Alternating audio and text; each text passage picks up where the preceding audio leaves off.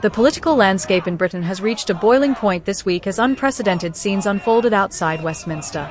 Sir Keir Starmer, the man who promised to restore trust in politics, now finds himself at the centre of a firestorm that threatens to derail his premiership before it's truly begun.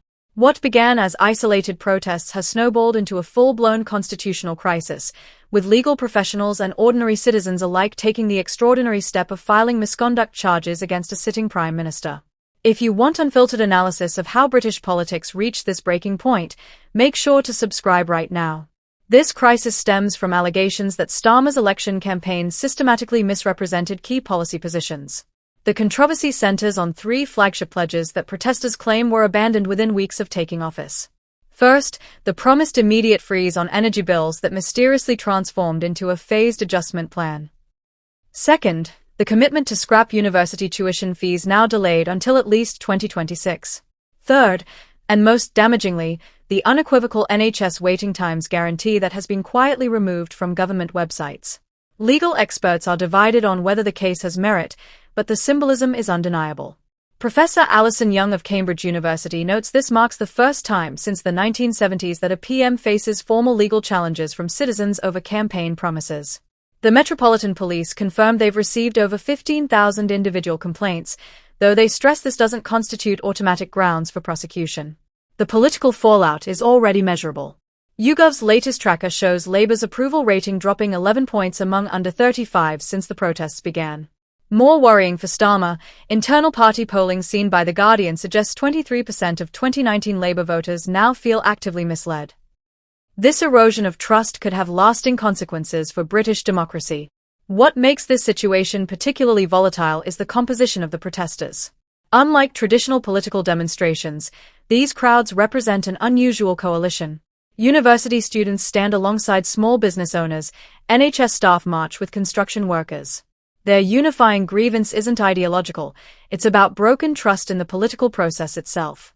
The government's response has been telling.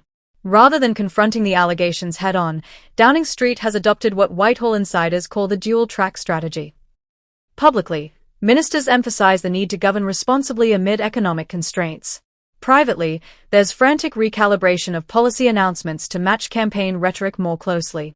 This crisis exposes a fundamental tension in modern political communications. The 24-hour news cycle demands simple, bold promises, while complex governance often requires nuance and adaptation.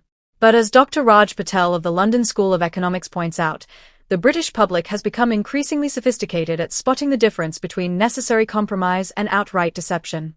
Midway through this unfolding drama, it's worth pausing to consider how we got here.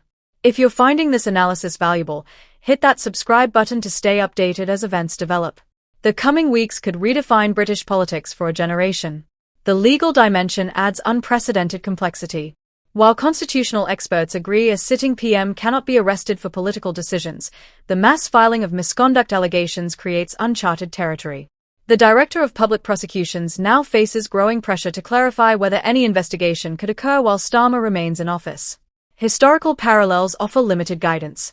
The closest comparison might be the 2009 expenses scandal, but that involved clear financial misconduct rather than disputed political promises. What makes this situation unique is its challenge to the unwritten conventions of British political accountability. Economic analysts warn the turmoil comes at the worst possible time. With the pound sliding against both the dollar and euro, markets are showing rare nervousness about UK political stability. The Treasury's planned autumn budget now risks being overshadowed by constitutional wrangling. Opposition parties face their own dilemmas. While Rishi Sunak's Conservatives sense an opportunity, they are wary of overreach given their own recent history.